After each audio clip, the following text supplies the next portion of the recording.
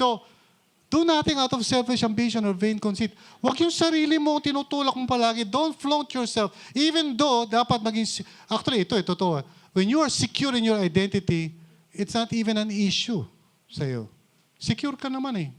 Kaya ka lang naggagano kasi insecure ka. Pag sinabi mo sa mga anak mo, sumunod kayo Kasi insecure ka sa parent eh. Nararamdaman mo, nawawala ka ng control. So kailangan i-impose mo yung power mo.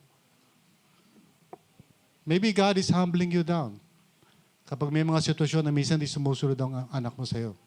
Maybe it's God's way of humiliating you. Kasi you're so proud of yourself.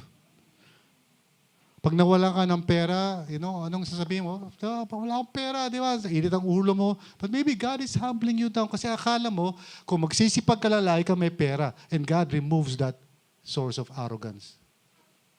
Tatrabaho ka and then you have nothing. Akala mo, kontrolado mo lahat ng bagay?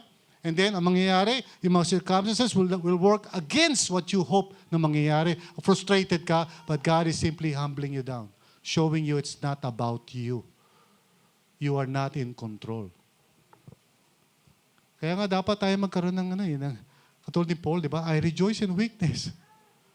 I rejoice na, napapahiya ako sa situation na to, na hindi ko na-accomplish yung gusto ko. Why? Because God is helping me to depend upon Him rather than on myself.